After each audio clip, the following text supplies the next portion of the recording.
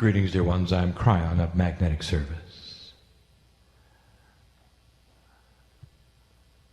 The transition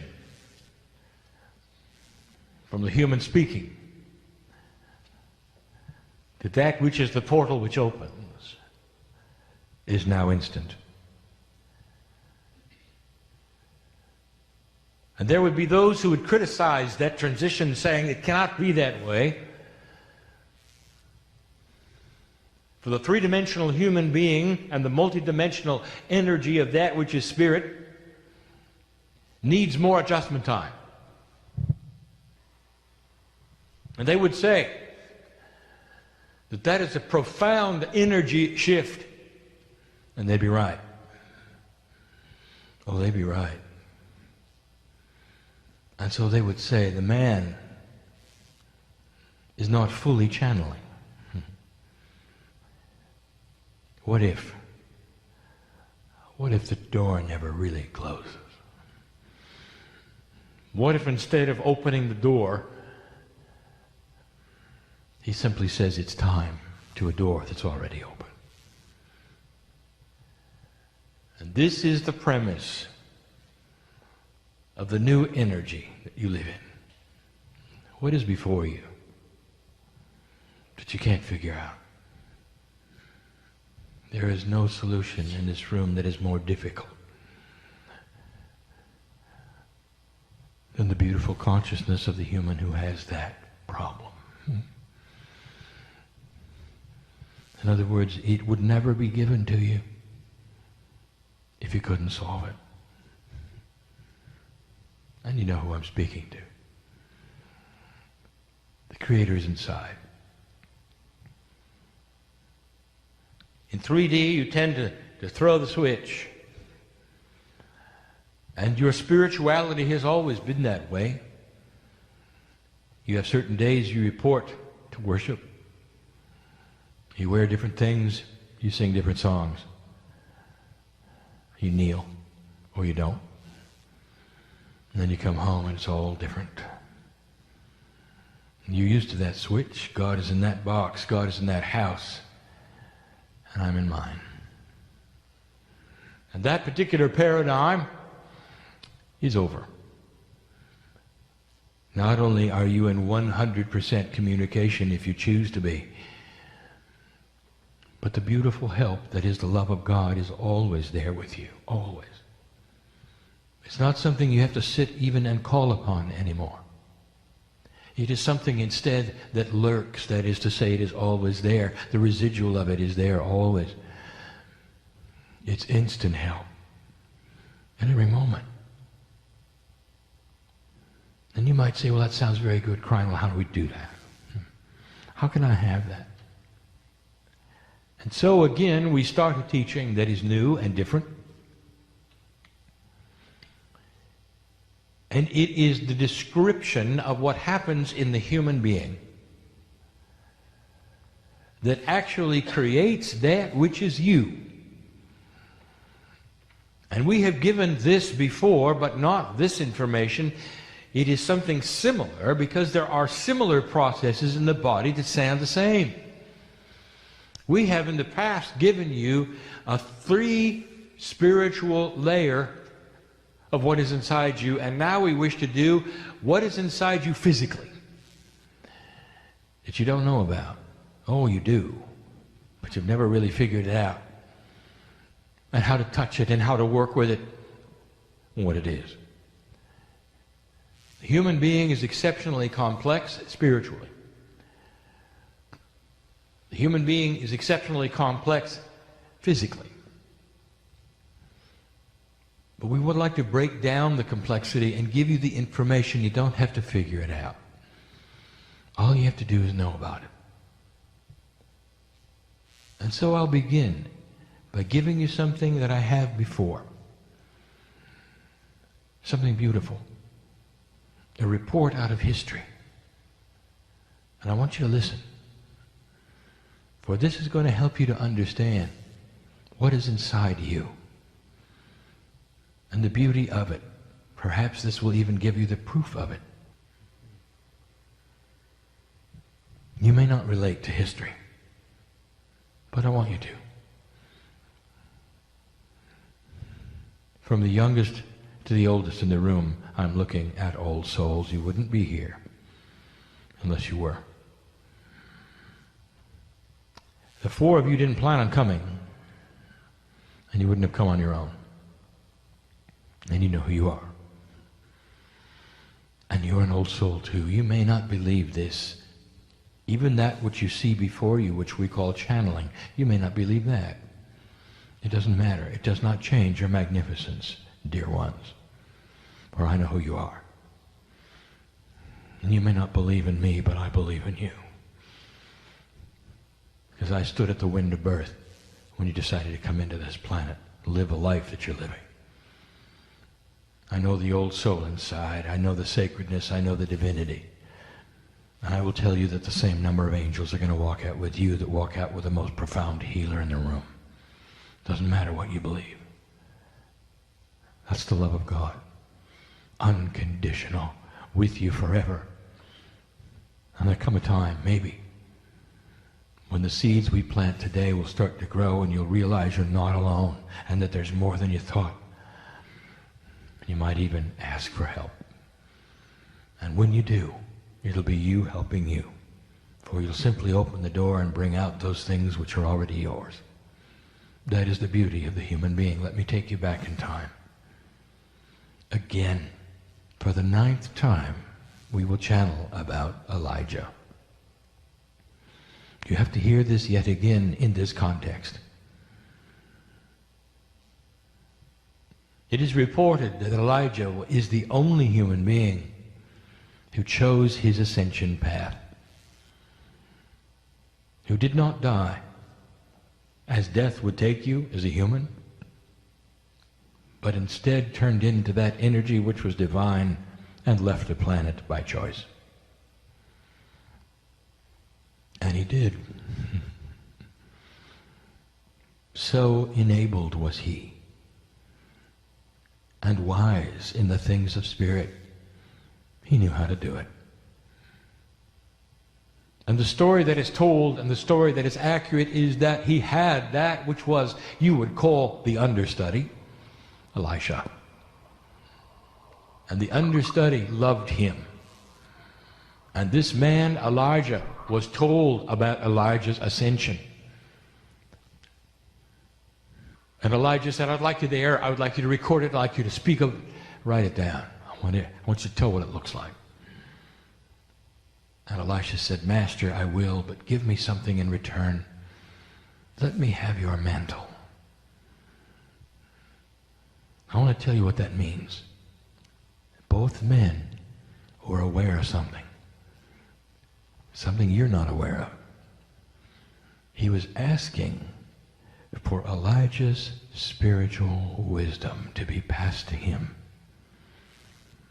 How can you pass something like that that's not biological, birth-related? It's not an inheritance, is it, as you think in 3D? Here are these two masters. And the one looks at the other and says, I want what you have before you leave. I want you to grant me your mantle. That is the mantle of God that sits upon you. That is the very wisdom that allows you to ascend. I want it. I want to continue your work. And Elijah looked at him and said, it is granted. It is yours. The story really is about Elijah's ascension. But the backstory is about two masters who understood how they could transfer a beautiful energy one to another through a sacred gift. And someday we'll tell you more about that. Is it possible they knew more than you do today? The answer is yes. Now let me tell you what Elisha wrote down. Elijah walked into the field, and when it was his time, he turned into light. Quite simply, he turned into light. All the multidimensional pieces that he was became apparent, and that which was corporeal vanished, vaporized. It could not stay as it was with the divinity of the Creator. Now there are some who misread this and they say there was a light that came from the clouds, a chariot, and came and got him. That's not what Elisha wrote. Read it again. For Elijah turned into light right there on the ground. The God in him shone like the sun. And I'll tell you a lot about what's in the human being. He knew it. Oh, Elisha's eyes, they're only 3D eyes, couldn't pick up the multidimensional parts, the incredible size of it, the fact that the universe knew that one had left the planet. He only saw a ball of light. And then he saw something else. He saw Elijah leave the planet in a multi-dimensional arrangement that could only be metaphorized. There was no explanation for it. Have you ever had a dream so real to you about certain kinds of things, so real at the moment, and then you wake up instantly and you have to write them down or tell your sleeping partner what it was about? Wake up, I have something to tell you. You'll never believe this. Here's what happened. And you cannot tell them, because it does not compute in 3D. I know that's happened. And it was the same with Elisha's eyes. What he was seeing does not compute in 3D. And the metaphor that he saw were 3 energies that literally took Elijah for a ride into the heavens, off of the planet. The best that Elisha could come up with was a chariot, a vehicle, with 3 white horses. That's what it became, a metaphor. It's the only thing he could get out of those lights and those changing patterns and the beauty and the glory of God.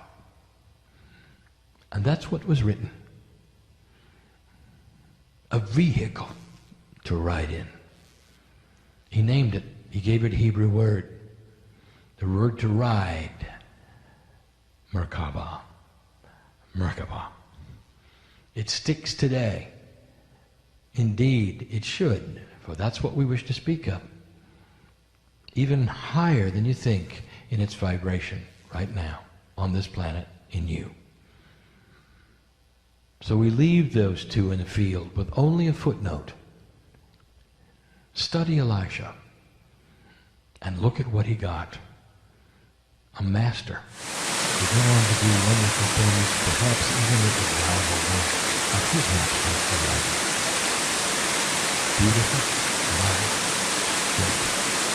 Indeed, the master had passed his name to life. True, beautiful, according to the Savior. Now let us return to this. I would like to tell you about the life. There are 9 energies that we teach about. And they are not unique and not separate. Some of them share the same name and energy, so one of the 9 is actually 3 of the 9. In addition, we have given you 3 of them already. We give you 3 more today. There are 3 sets of 3s. Don't ponder this. It's not necessary that you itemize it. First of all, they're in a circle. It is what you would call a multi-dimensional soup. We would itemize them again as we have in the layers of DNA, only so that you can perform examination upon them and study what is there. They do not work separate. They're not apart from one another. One may be stronger or weaker in its potential than what you see it. But they are in a soup or not. Today we bring you only 3. And we show you that which is a triad. Now I want you to think for a moment about the 3s, where there is something that has always been present in this. A Trinity. And you'll find it in almost every religion on the planet. There are three. And in that which you would call the Master Christ, you have the Father, the Son, the Holy Ghost. There are the three. It is intuitive that there would be three. It is even present in Islam. That which is seen spiritually, there are three of them. For the three is a numerological energy of the catalyst. The catalyst, that is something that is changeable and something that will change and perhaps change things around it and not affect itself. That's the three. It is one of the most powerful numbers that you can run across. Beautiful. Significant. And we speak of it every day. There are three parts of the human biology. Three like this. I will give them to you now. And we will start with the one which is common to all sets of fluid. The higher self. The human body, that is to say your biology, carries three main parts. Number one, the higher self. In the last teaching we gave you three spiritual parts. One of them was the higher self. This will tell you that if you draw this in a circle, it becomes the center. It is the anchor. It is three of the nine, the higher self. Now you would think the higher self would be the human soul, and you'd be partially accurate. For the soul of a human being, that which you call the soul, is divine. 100%. Belongs to you as individual and unique, in a sense. I give you information that is not really explainable. But it is not that different than you expected. The higher self, that part of the Creator that you are, contains everything that you are. It is the God part of you. And it's why it's the core. It is why it is the center. It is the portal. It is the portal that is open at this moment that my partner can give you this information in his voice in a linear way. My partner is not floating someplace. He's right in the chair with you. He steps aside, opens the door, and listens like you do. That is the channeling. That is the way of it. He can stop this at any time. He can start it up at any time. If he needs a biological help, if he has to drink water, if he has to cough, he stops and starts again. This is a gift of translation. And he does it through the higher self. The higher self is literally the pipeline through the soul to the other side of the veil. And it is spiritual. And you knew that. Well, let me tell you something you may not know, or I thought of. You consider the soul as singular and individual, and it is not. Oh, it's unique, but it's always connected to the whole. How can you have something that is connected to the whole, that is a part of something else, and you be unique? And the answer is yes. I can't explain that to you in 3D. Let me give you another premise. When you pass over and come home and get your party, that which is you, that is the higher self, that soul, stripped of the body, stripped of all things except for the core, arrives intact. Beautiful it is. It is who I know as you. It does not have your human name. It is ancient. It has no beginning. It has no end. It is a piece of God. Now you can't take God apart, human being. And so when I say you're a piece of God, that's just for your own 3D mind. That's all it is. Words that you can understand. But you can't take God apart. And so what am I telling you? I'm telling you that the whole of the universal God of creation lives in your higher self. All of it. Your soul is one with everything, in an entangled state with the furthest planet and star that you cannot see with a telescope. And you're there too. Hard for you to imagine something so grand and so great. It's why Elijah turned into that which was light itself. Hard to describe who you are. But here's what you don't expect. In your three dimensions, the soul leaves the planet, goes back to wherever it is you think it goes to. Heaven, if you wish. Which is not a place at all. It's a dimension, or a group of them, hard to describe to a 3D creature. And there it resides, you may think, in a three-dimensional way, until it returns. And then it comes back and it's another human being, it's born to a new set of parents, it gets another name, and you walk through life yet again, old soul. And that's pretty standard. And it's awfully 3D of you. What if I told you this? Your unique soul, a piece and a part of God that has a name we say in light, is not apart from God. And therefore, it is always intermingled with every other soul that has ever been on the earth. And when you return to that pool of souls, and you seem to reunite, when you come back to the earth, you have choices to become part of those who were. Don't misunderstand this. You're still you. You still have a soul which is coming back, which is unique and the soul that it used to be. But if you could pattern it with an interdimensional pattern, you'd see a difference. Because when you're on the other side of the veil, depending upon what you have picked up here, you can pick up certain things there from the pool of souls and bring it with you.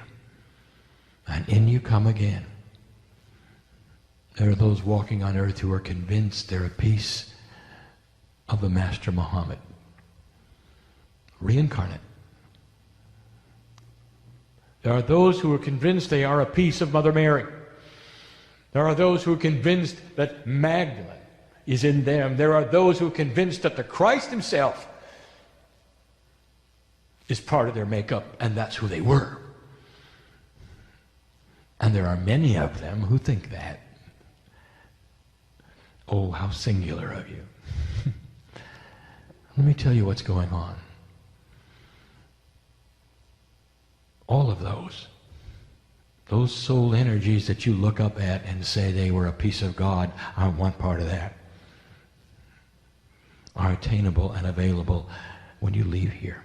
You pick up a part of them and you bring it back, and that's what you feel and that's what you know. And in 3D and in a singular way, you assign the whole thing to you, not understanding that they're everywhere in an entangled state with everything else. I didn't expect you to understand it. I just want you to know it. It's beautiful. It's not singular. You're not making it up. Indeed, you are part of the master energies. Even Elijah. That's the higher self. That's one of the three I want to tell you about. We're talking about the human biological attributes. One of them, profoundly spiritual, the higher self. Now let us get it into 2 and 3. When you combine them, you have the human being. You may not see all three parts. In fact, you're not going to see. You're going to see part 2, which is human consciousness.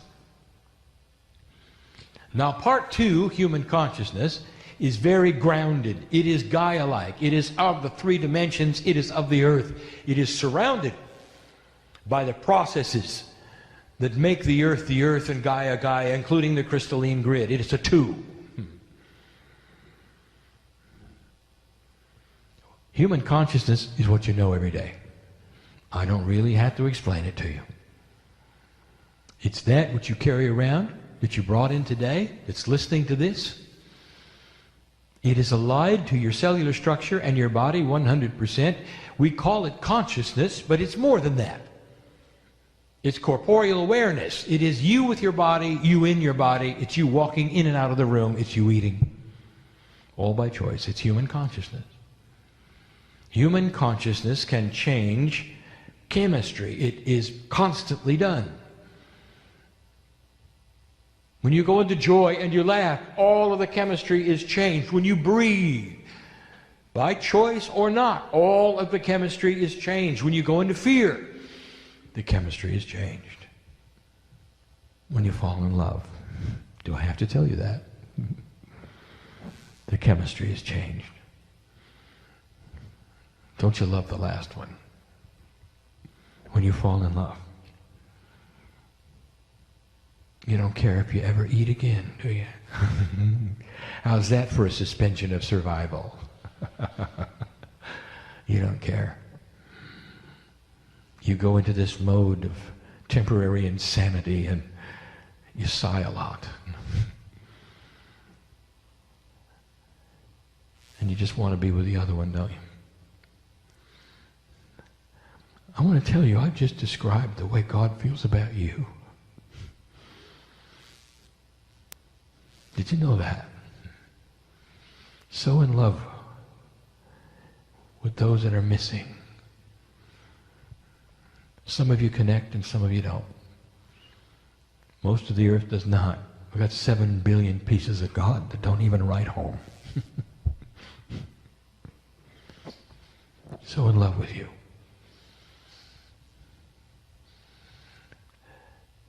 Human consciousness is the part that you know in 3D.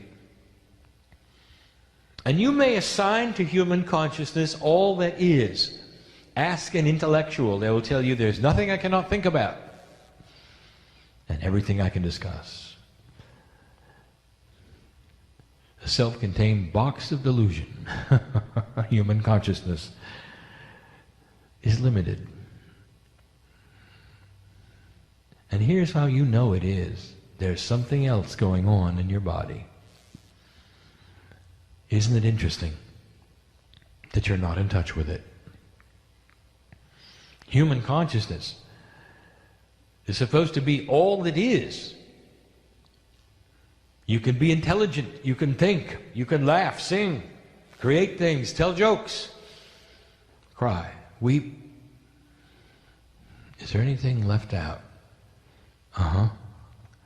You have no idea what's going on in your body. And you might say, why did God create a body in this way? I've said it before. Where you can have a disease in your body growing right now and not know it and have to go to a doctor to say you've had it for a year. And your body simply never told you. Well, there is a process. There is another intelligence just as big as human consciousness. And I'm going to tell you what it is and how it works. I'm going to give it a name. That's not the name you're supposed to use. That's just the name for the teaching today. I'll tell you why in a minute. Have you ever heard of muscle testing? It has another name, kinesiology. Interesting names you've given to these things. Why do you name processes with so many letters? Why can't you call it how? Kinesiology is the process where the body lets you know things you can't know consciously. Muscle testing will give you answers yes and no about substances that will and will not be effective in your body and allergicness. Foods, substances. What are you doing? You are getting in touch with an intelligent part of your body that has no name, that you cannot identify, but that you trust in, that knows what you don't know. Now here's something you've never tried. How would you like to ask muscle testing if you had anything wrong you don't know about? Yes or no? It'll tell you. Nobody does that, do they? Maybe you don't want to hear it. Maybe you'd rather hear it from a man in a white suit. Maybe. But there is something going on inside your body. It knows. It's called innate. If you want to define innate, it would be things which have an understanding with no logic. And in your body there is a system that is the third one. Interesting. Number 3, the catalyst. Innate. I'm going to tell you what it is. And it's described in that book, which I had my partner write along with me, which has to do with the 12 layers of DNA, because it has to do with the intelligence of DNA. Innate is the largest intelligence in your body. It is connected to everything, including human consciousness, and you are not. Innate is the DNA field. Innate is the Merkaba. Now you would say, aha, you said the only spiritual part was the higher self, and yet the Merkaba is very spiritual. Who told you that? The Merkaba is human field of innateness. That is to say, it is all-knowing of all things, but the higher self is the portal. Oh, innate has other things to do. There's a field around innate. Your DNA creates a field. And it's not just a static field. How do we describe something undescribable to you? DNA is absolutely packed with information. It is a terminal of information. That is what 90% of DNA, information. And in that field that surrounds DNA, out to 26 feet from the human being, 8 meters, is packed with information. And you might say, what is the information? Let me write it down. And I'll tell you, it's the information that needs to be there at the right time, depending upon what that field intercepts. Higher self, consciousness, innate. Innate knows everything that's going on chemically in your body. Now I'm going to tell you what else innate controls. The information in your stem cells. That is innate's job. I want to ask you some questions. Are you aware that every piece of DNA is identical?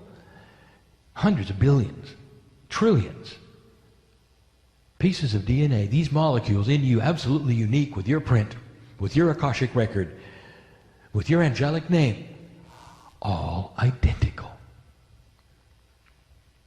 From the tip of your head to your toe, identical. So how is it that they can make cells that are so different? The skin, the organs, all of these things, because these identical pieces of DNA are information that talk to a very tiny percent that make the genes of the human body, the engine of the race car that makes your body. 90% is the blueprint, 3.5% the engine. Innate is smart. Innate is intelligent. And you might say, I don't understand any of this. Why? If that's the truth, why don't I know it? And here is the answer, because innate, like your DNA, is in a quantum state. It is multidimensional, it's not in 3D, and you can't talk to it easily. Wouldn't it be nice if you could put human consciousness together with innate? Wouldn't that be something?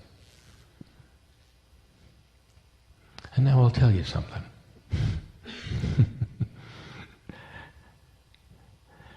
The Master called Jesus Christ had a full and complete communion set between human consciousness and innate. Total and complete meld. Because he knew how. And the portal was open to his higher self. The three came together to be one. And what did you see him do? First of all, he knew all about his body. What did you see him do? He had power over matter. Interesting. What if the information in DNA was so complete that you could have that? He did. Everything was cooking at 100%. Now, we have brought this to you before, and we've given you percentages, and we've given you things to think about. But now we're telling you there is an intelligence in your DNA. How does it work? In a quantum way that you say is chaotic. Let me give you some examples. Oh, before that, let me tell you one of its main attributes. Here you sit in the hospital.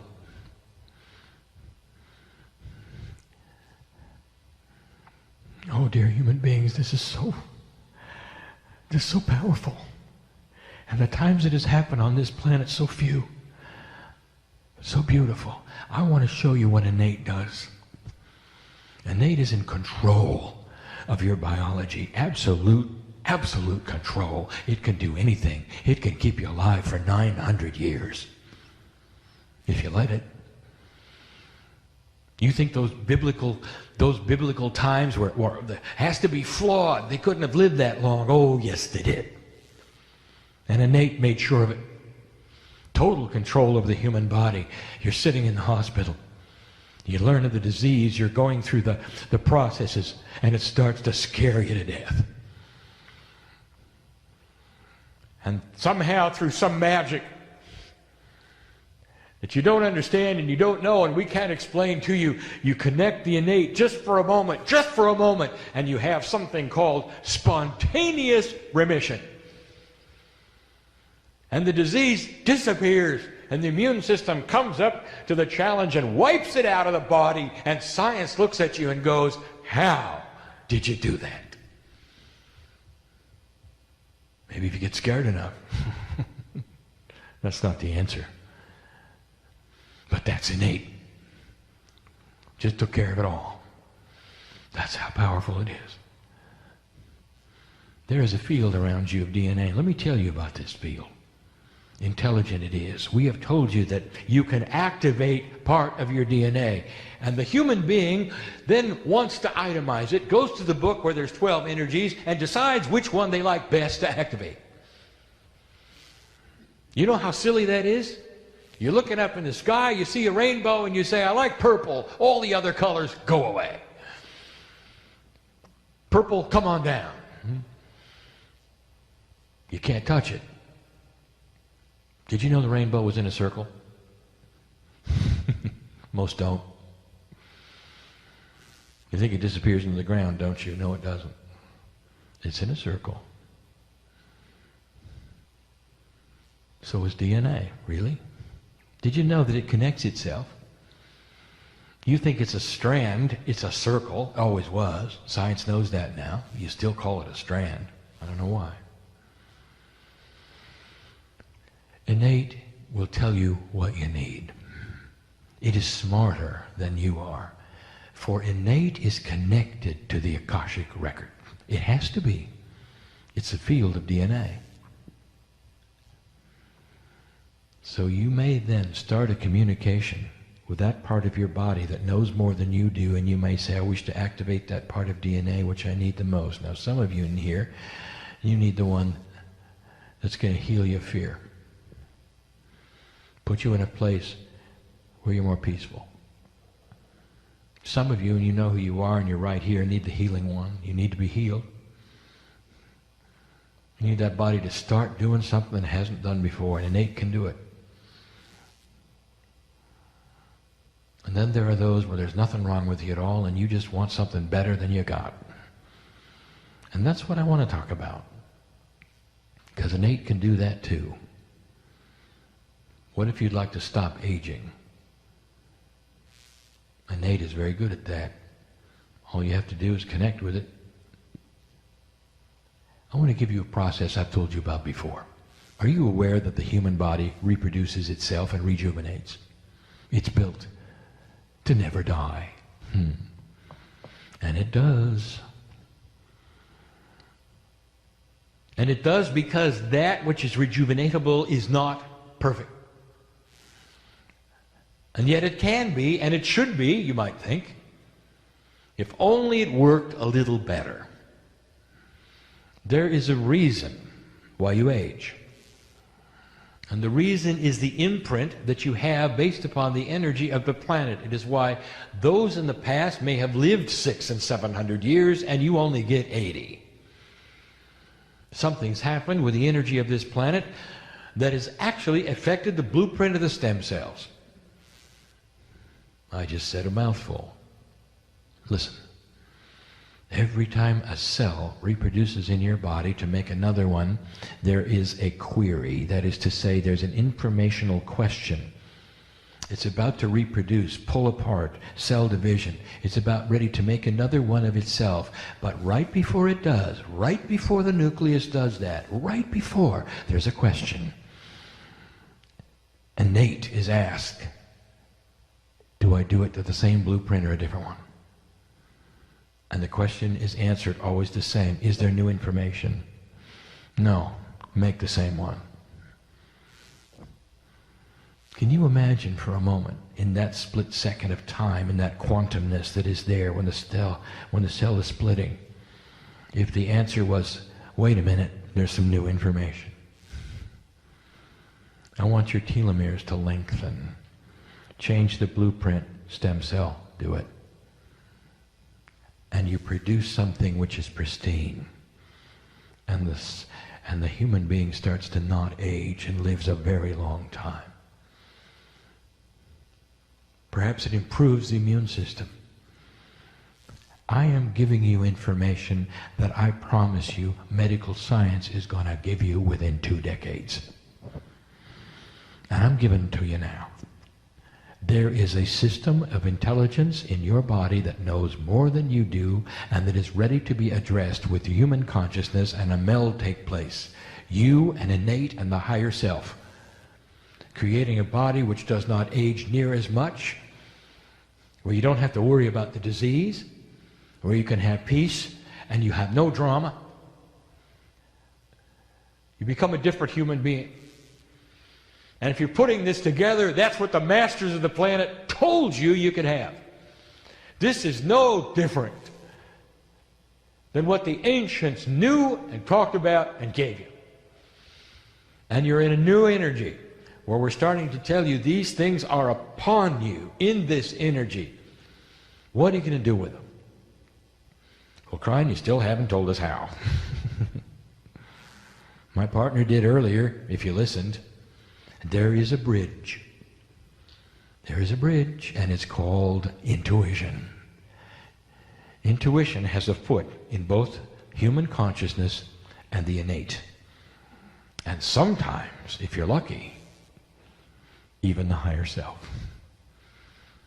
For spiritual intuition is just a graduate of human intuition within your own body.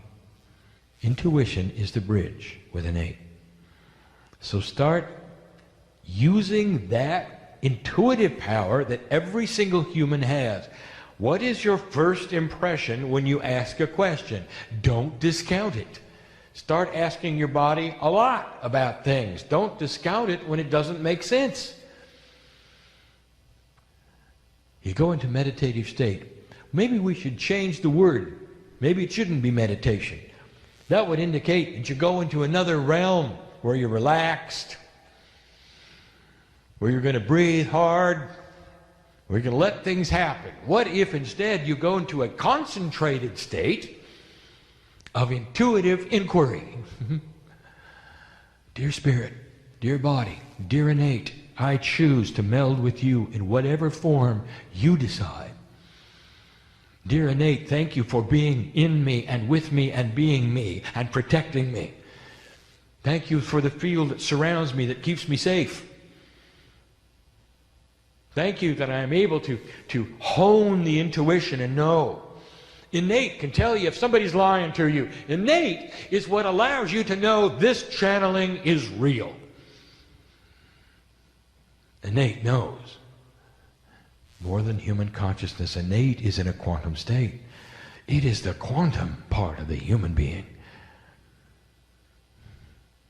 That's what the other dimensions create in you. So superstring theory, they say there are 11. There's more than 27. They'll find that out. What's in the others? Innate. And you own it. Information that can be written and rewritten within your DNA that affects the stem cells, that talks directly to the biology, and affects you. And that's not all. For here it comes full circle. We have said to you, why don't you consider mining the Akash? That is to say, picking up those things in past lives that you've lived through and you've earned, and here they are, lurking in you, waiting to be used. But because you're 3D, you think they're in the past and they're just something you look at. Never understanding that in a quantum state there is no time. Use them. And you might say, how? And the answer is innate. That part of you, part 3 of the 3 that we're discussing, is ready to look into that Akash and pick the one that you need right now, because innate knows. Don't pretend you know. Human consciousness is limited to 3D. You know what you want, but innate knows what it'll give you to accomplish that which you need. Isn't that beautiful? God in you. A system that's bigger than you thought. Many of these things you're going to see soon. Don't be shocked and surprised if medical science, including that which is what you call quantum biology, starts to prove what I am telling you today. It won't be that long. Another intelligence inside takes care of things too. Human being has its spinal cord severed completely, totally, in a wheelchair. It's funny how that heart keeps beating, and then where are the signals coming from?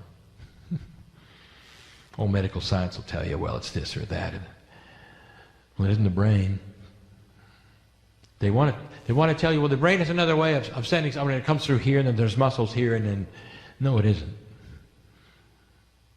How come those with a severed spinal cord can still have reproductive activity? Where's that coming from? That's supposed to be total brain. And the answer, my dear friends, is innate. Because it's connected and always was, always has been. You're starting to get a picture. And it's beautiful. And that's the message. And what are you going to do with it? Why don't you start a process of talking to yourself, your own cellular structure on a regular basis, and spirit at the same time, almost as though they were one. Speak to innate. I know you're there. The beauty is this is not apart from human consciousness. It is allied with it. It is the multidimensional part of what you already have. Innate is you, taking care of you in the best way it can, even if you can't talk to it. Find a way. Intuitive. You get to a place, dear one, where the talking to innate is going to be second nature. It's all done through that part of you which is intuitive, and you'll do it every moment of the day. And that is when you get peace. And that is when you start to fall in love with yourself. Beautiful. Possible. Doable. And as you walk the planet, the plants will know. The animals will know. See, they're all hooked into it. Beautiful it is. That's our message. That's what we want to tell you. Another exposition of the God in you. I am Kryon, in love with humanity. Go from this place changed. And so it is.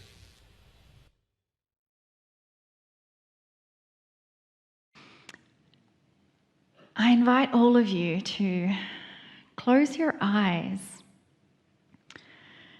And just allow this space to disconnect from any thought that you may have had, and to disconnect from any chatter that might be happening in your brain. And if there is chatter in your brain, we can just acknowledge it and say, wow, beautiful brain.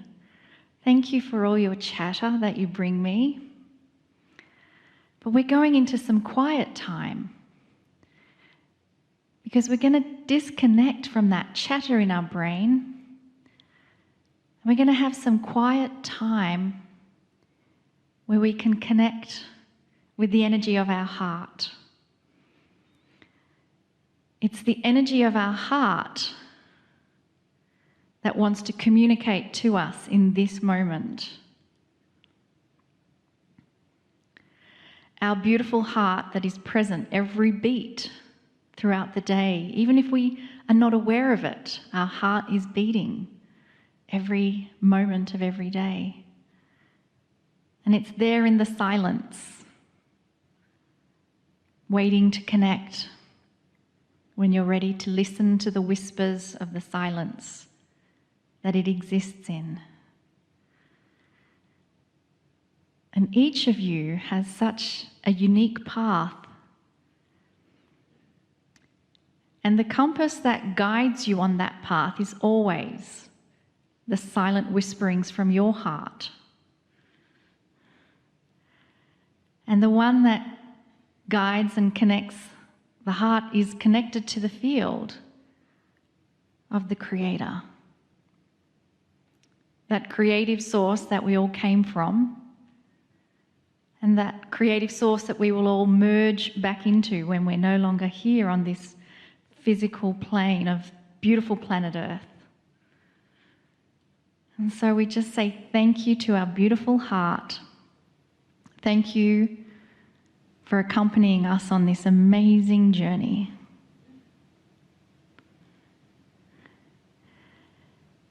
And now we allow our heart to receive the love wash that is here, should you choose to receive it. We allow our heart to now receive that love wash from Kryon. Greetings, dear ones. I am Kryon of Magnetic Service. So much you have experienced and seen, heard in these 2 days. I speak, of course, to the audience in front of me and not to the ones who will listen later. But for all of you, listening later and here, I'd like to give you a short metaphoric message. Dear ones, we have given you so many times the idea that light is coming. And that in itself is a metaphor. For the light we speak of is enlightenment. And this takes shape in so many ways.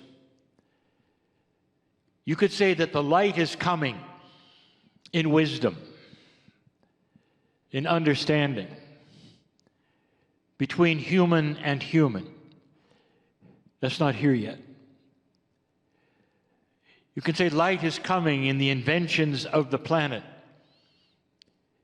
so that electricity can be produced without any resource being used, and food can be grown where food could never be grown before, and there would be no hunger. That's not here yet. And on, you might say, that someday there will be enlightenment even in that which is your governments and the way things work in corporations, and that it will change the face of everything. I'd like to tell you that all of that hangs in the field. It hangs in the field. That means it is your future. For those in the room and for those perhaps listening might understand, but I will tell you, Your planet is on a target. A road that has a target on it. And on this road, there is something unstoppable, and that's you. There was a time when I said, humanity may do this if it chooses, and you can go back in time and hear this so many times. That you have free choice, dear ones, and if you choose to do this, then it will happen. And at this point, I will tell you, at the beginning of this year, that the snowball is rolling, and you're not going to stop it. And that snowball is white, and it's light. And it may take a little longer to get down the hill than you want. But I have seen this in other civilizations, in other planets of ascension, and some of you have been on them and recognize it, and your old souls here today, because that was the plan. That you would come back and have enough lifetimes of experience to feel it and remember it and know not to be afraid. To be part of the final battle of dark and light, which may surprise you in how it develops. But even in these last 2 days, you've seen perhaps what is going on and the hope of the future. That's why you're here. And those listening to my voice, I will say to you yet again, things are not always what they seem. I want to give you, in closing, a little parable. It's the parable of a man named Woe. He's not actually a man. He could be a woe man. But we call him a man because it's convenient and you understand it better.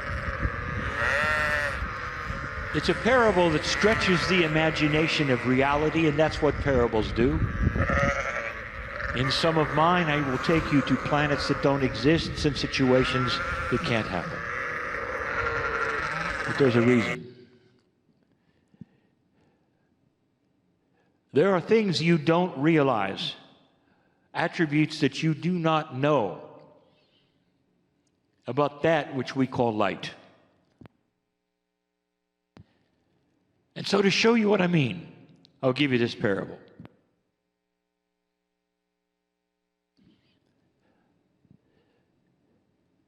If you ask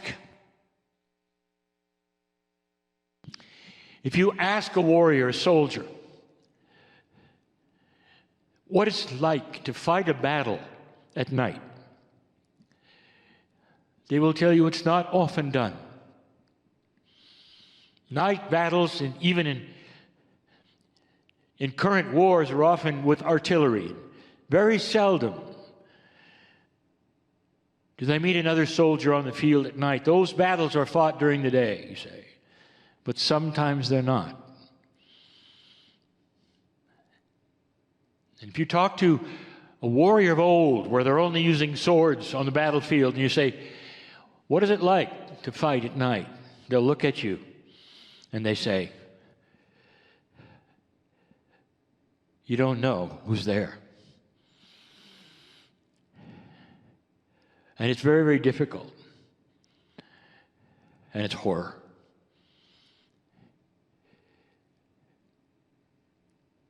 That's the metaphor of this planet at the moment. You're in the dark. You are still in the dark. And you're fighting battles wildly in the dark. And that's the dysfunction you see. I'll take you to a planet that's very dark. And Woe is a warrior. And he's been fighting on this planet for a very long time with a very old rusty sword.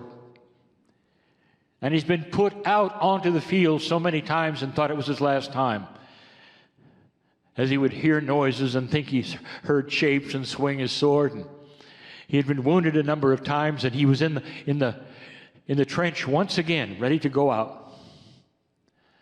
and do it again. Paint this picture, it's pretty sorrowful, pretty ugly. But the planet itself was dark, and daylight never seemed to come, and it always seemed to be battle after battle with his rusty sword. It may seem funny and perhaps a little goofy what comes next. But a little green man showed up. He spoke funny. And he said to Woe, I have a special saber for you. And Woe said, really? I could use a new one because mine's so old and so rusty. Thank you. And the little green man handed him this. And it didn't look like a sword at all until they pressed a button and out came a lightsaber. Wow. The little green man went away. Woe knew he was going to win this battle because as soon as he turned that on, he would then be able to swipe his enemy and he would be chief on the battlefield and he would be winning this battle and he wouldn't have to worry anymore, but that's not what he got. When it was time for the warriors to go on the field and they rang the bell and up they came out of the trenches, he raced out into the field and he hit that button and up came the light. What he saw around him, he didn't expect. And collectively, without a word being spoken, while he was holding that light, they all dropped their swords and looked at each other. And almost every single one of them walked around for the first time. They could see one another, didn't even recognize the uniforms, didn't even know why they were fighting. And it was the beginning of light on that planet. One man. This is a metaphor for you, as goofy as it might sound, of light where there is no light. That's what you get. You don't know how dark it is here until you see the brilliance of the wisdom that is coming. You don't see how dark it is here until someone comes along with ideas that have never been there before. And you go, why didn't we think of this before? With inventions that have never been seen before that change not just the atmosphere of a technology, but rewrites an economy. Those are the kinds of things that happen with light. Those are the things that are hanging in the field. You've had a glimpse of them in these 2 days, of what is possible on this planet. So I will echo what my partner said earlier. Don't be afraid, because you have that saber sword. And slowly you'll understand how to create the light, what it means, and how to put it in the framework of mastery and not conflict, and how to use it so gently and so softly and so beautifully that you illuminate areas that needed illuminated and they never even knew you were there. Like the one who strikes the match in the dark room, you can't see who it is, but you see all around you. This is the future of this planet, regardless of what you're being told. This is the future of this planet, and old souls are the ones with the experience that they have who will bring it to fruition on this planet in these times. There is no accident you are here. There is no accident that you are hearing these words. Now go from this place or this recording and think about what I have said and understand who you are and how the Creator has set this up and how you have agreed to it and why you're here. In compassion and love, which are the tools of the day,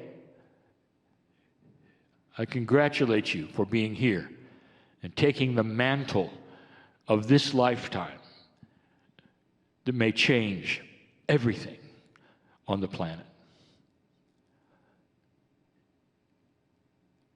I am Kryon in love with humanity. And so it is.